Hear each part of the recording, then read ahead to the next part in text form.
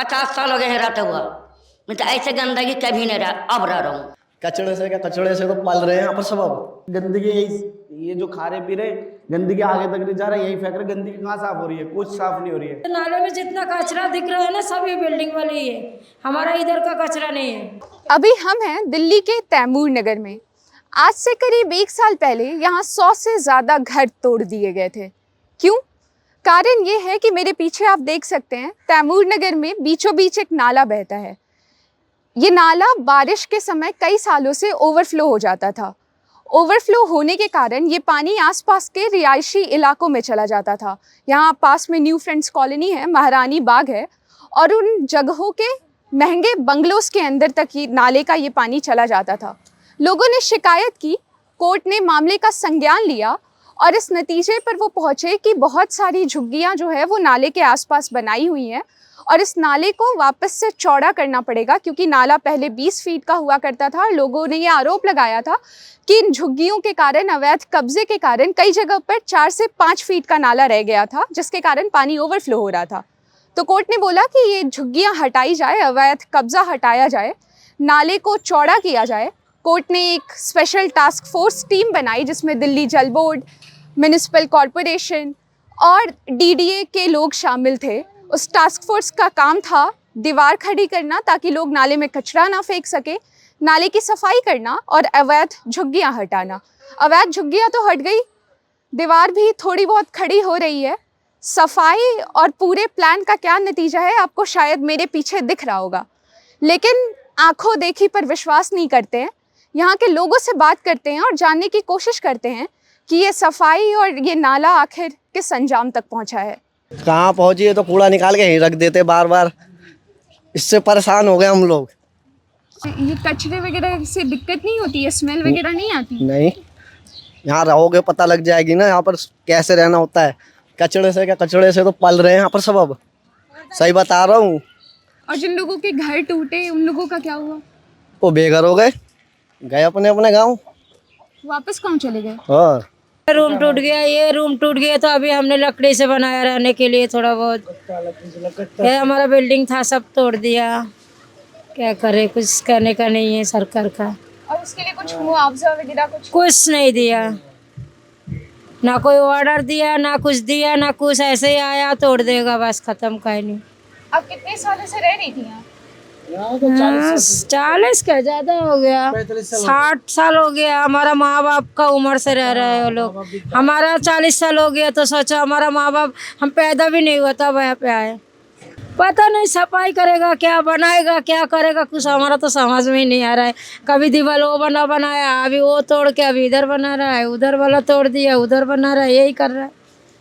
और यहाँ पर कचरा कचरा तो और ये 4 मंजिल 5 मंजिल से सब नीचे कचरा फेंकता है, लेकिन बदनाम में हम लोग का होता है कि ये लोग पूरा कचरा फेंकता है।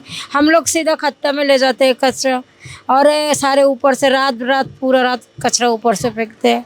बदनाम हमारा हो रहा है, क्या करें, हम गरीब है, हमें जो बोल रहा है वही सुनना पड़ रहा है। हम तो कुछ बोल ही नहीं सकते। आया तोड़ेंगे, चलो जाओ, हम बस तोड़ेंगे। हम लोग निकल गए, तोड़ दिया। अभी तोड़ के कुछ नहीं कर रहा है। 1 साल तक पड़ा हुआ था ऐसे ही, अभी फिर थोड़ा बहुत वो बना के रह रहे। फैमिली है, बहू है, बच्चा है, तो इतना भाड़ा किराया दे के तो रह नहीं सकते। जो जहाँ महंगा भी हो रहा है सब किराया, बाहर 2-3 फैमिली रूम लेके रहना बहुत मुश्किल है। तो बेटा वो बाहर रहता है, हम लोग यहीं रहते हैं दोनों। तो ये बिल्डिंग वाले भी कचरा फेंकते हैं, उनको मना ये लोग ही फेंकते हैं। ये जो नाले में जितना कचरा दिख रहा है ना, सब ये बिल्डिंग वाले ही है, हमारा इधर का कचरा नहीं है। 1 साल होने को जा रहा है जब टूटे मकान, और बात पीछे कम होता जब ही हो जाता। अब बोलते हैं भैया ये तोड़ा भी काहे को है, जब तुम ऐसे करना ना होता। कोई कहे उस पर ठेका, कोई कहे उस पर ठेका, बस पता ही नहीं है कुछ। झुग्गी वाले करते हैं, झुग्गी ने उठवा दो।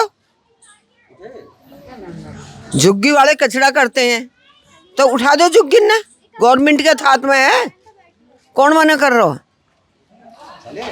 अगर नहीं उठानी है तो वो निकलेंगे भी, बढ़ेंगे भी, उन्हें सीवर भी चाहिए, उन्हें बिजली भी चाहिए, सब कुछ चाहिए।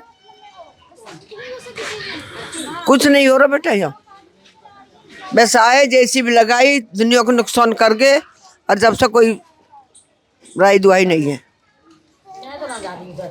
अब पता नहीं कब तक होएगा, कोई क्या है उस पर ठेको, कोई क्या है उस पर ठेको, अब पता नहीं बेटा हमें तो किस पे है किस पे नहीं है। बोला था सफाई होगा, अभी कहाँ कुछ हुआ, अभी तो कुछ कराया नहीं। बंद करा दिया था जाने के लिए। कौन सा रोड?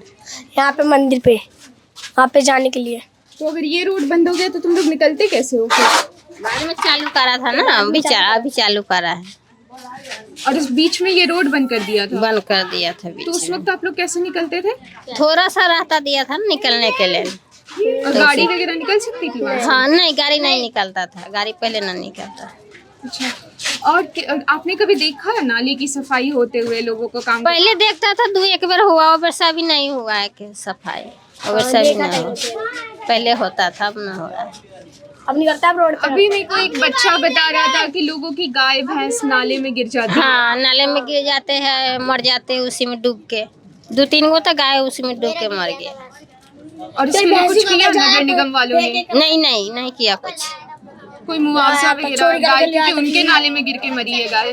गाय, हाँ, उनके गाय मरा था नाले में गिर के। कई बार तो एक बार तो हमारे आदमी के उसी में गिर गया था, इसे जाते में साइकिल से। मोबाइल मेरा 10-11 हजार के उसी में चल गया। आपके हस्बैंड नाले में गिरे? हाँ, एक बार गिरा था, धोखा से गिर गया जाते में। जैसे रास्ता न दिया था ना, कितना पतला रास्ता बना रखा है, उसमें गाड़ी थोड़े ना जाएगा। बहुत सफाई हो रहा नाली में, बहुत सफाई हो रहा नाली में, इतना सफाई हो रहा बेटा। 50 साल हो गए हैं रहते हुआ, मैं तो ऐसे गंदगी कभी नहीं रहा, अब रह रहा हूँ। ये गंदगी में जो जी रहा हूँ बेटी, हम लोग बहुत गंदगी है बेटा। एक रोज झाड़ू लगाने वाला आता, 20 रोज नहीं है यहाँ में, महीना नहीं है, 6 महीना नहीं है यहाँ। मुझको बेटा 50 साल हो गया रहता हुआ इस जगह में, और अभी भी हूँ। मर जाएंगे तो चले जाएंगे, और जिंदा हूँ तो भी बचा हूँ। बोल रहा हूँ, कोई आवाज़ नहीं उठेगा यहाँ में। यहाँ कौन है बेटी? 11 तो हम लोग गरीब रेखा में, सब दूसरा रेखा में है। नाम तो नहीं लूँगा बेटा, दूसरा रेखा में। कौन करेगा सफाई? बोलो, मेरा बात सुनेगी? नहीं सुनेगी। गरीब को नहीं सुनेगी, पैसा वाला को सुन लेगी तुरंत। एक फोन करेगी पैसा वाला तो और कहोगा हम गरीब मर जाएंगे तो भी नहीं आओगे, मरेंगे तब आएगा। क्या हुआ था, कैसे मर गए, ये बात है यहाँ में। बहुत वीडियो वाला को बताया, बहुत वीडियो वाला के, कोई बात नहीं सुनता। कितना पुलिस वाला आया और कितना गया, माने नहीं बेटा, माने नहीं बेटी। सरकार बोल रहा था कि घर देंगे, मकान देंगे, कुछ नहीं सुनवाई हुआ। एक बार हुआ भी, बोला भपरौला की तरफ वो देगा, गया देखा भी, देखने के बाद कुछ आदमी से पैसा भी लिया, और लेने के बाद भी वो नहीं मिला। आप लोगों ने पैसे भी दिए हैं? पैसा भी दिया था, कितने आदमी को पैसा आपस किया, कितने आदमी का आपस नहीं किया, वहाँ ले लिया, नहीं दिया। किस चीज़ के लिए पैसे लिए थे? वो लिया था, वो बोला कि घर मकान देंगे, दिलाएंगे, इतना पैसा लगेगा, तो देना पड़ा। भाई हम लोग कहाँ जाएंगे, तो इसीलिए पैसा दिया, तो फिर घर नहीं मिला। घर भी दिखा दिया, सब कुछ दिखा दिया, और दिखाने के बाद फिर नहीं दिया। मेरा नाम जाफर है। अच्छा, तो ये जो पैसे देने की बात चली, वो जहाँ झुग्गी जहाँ वहाँ मकान, इस वाले स्कीम के तहत दिया? नहीं, वो कुछ और स्कीम था, बहुत साल पहले की बात है। तो उन्होंने यहाँ से सब डॉक्यूमेंट वगैरह लेने के बाद बापरोला में हम लोगों को ज़मीन दी गई थी, फ्लैट दिया गया था सबको। अब जिसके नाम पे जो फ्लैट थी वो दिखाया भी गया था, सब अपना अपना देख के। लेकिन कुछ साल बाद उन्होंने कहा था कि चाबी दे देंगे आपको, लेकिन चाबी अभी कुछ मिली नहीं। और कितने परिवारों ने पैसे दिए होंगे? सारे, सब ने, जितने हैं यहाँ पे। ये सारी जी झुग्गियाँ जी जो जी भी जी, हैं? जितने झुग्गी वाले सब ने दिए पैसे। और कितने पैसे दिए होंगे? ये इसके फ्लैट के हिसाब से था, किसी का 68,000 रुपये था, किसी का 80-84 भी था, 78,000 रुपये था। उसके बाद आप लोगों ने अपडेट वगैरह कुछ लेने की कोशिश की? नहीं, वहाँ जाते रहे, वो कहते आ जाएगा, चाबी मिल जाएगा आपको। इस तरह से तकरीबन 8-9 साल हो गए ना, 8-9 साल। हाँ जी, DD वाले गई 2013। हाँ, तो फिर ये दिल्ली हाई कोर्ट का जो ऑर्डर आया था झुग्गी तोड़ने वगैरह के लिए, तो आप लोगों ने उन्हें बताया नहीं था कि आप सब लोगों ने? बताते, अभी भी बताते, अभी कोई आता है तो अभी बताते हैं कि हमारा ऐसे ऐसे लेके गए थे। और उसके बाद भी उन्होंने कोई तोड़ी? कार्रवाई जी। अभी तक कोई सफाई नहीं हुई है। अभी आधा ये दीवार खींचा है, आधा पीछे से खींचते, आधा आगे से खींचते, ठीक है, सब बंद कर देते। ये गंदगी यही, ये जो खा रहे पी रहे, गंदगी आगे तक नहीं जा रहा, यही फेंक रहे। गंदगी कहाँ साफ हो रही है? कुछ साफ नहीं हो रही है यहाँ पर। लोगों को कितनी दिक्कत होती है? बहुत दिक्कत होती है, वहाँ जाना पड़ता है टॉयलेट में, दूर पल्ली झुग्गी जाना पड़ता है, यहाँ पे टॉयलेट भी नहीं है सरकारी। तो आपका भी कोई घर झुग्गी कुछ टूटा? ये तो रहा मेरा घर, ये तो रहा पीछे आधा दीवार गया हुआ है, आधा दीवार छोटा हो गया कमरा मेरा। ये तो मेरा सामने का घर है, कितना बड़ा घर था मेरा, यहाँ तक था घर, यहाँ तक तोड़ के इसको 20 फुट या ज्यादा लेके छोटा कर दिया। इन लोग का भी बहुत बड़ा घर था। तो वो लोग तो बोल रहे थे कि इसलिए घर तोड़ा है क्योंकि घर अवैध रूप से नाले के ऊपर बनाया गया था। नाले के परदादा के हाथ से इस टाइम से रह रहे हम, अभी से तोड़ना है, बहुत पहले आ चुके हैं हम यहाँ पर। कोई मुआवजा, कुछ कंपनसेशन वगैरह कुछ नहीं, कुछ भी नहीं मिला। और ये क्योंकि बाउंड्री नहीं है नाले की, तो कुछ गड़बड़ होती है, कुछ गिरने विरने का कुछ ऐसा होता है? कितने लोग मर भी गए इस नाले में। बारिश का टाइम होता है, पानी भर जाता है ऊपर तक, बच्चे जाते आगे आगे डूब के मर जाते। पल्ली ये टूटे हुए घर, ये विस्थापित लोग जिनसे अभी हमने बात की, इन सब के साथ जो भी कुछ हुआ पिछले 1 साल में, ये सब इसलिए हुआ ताकि इस नाले की सफाई हो सके।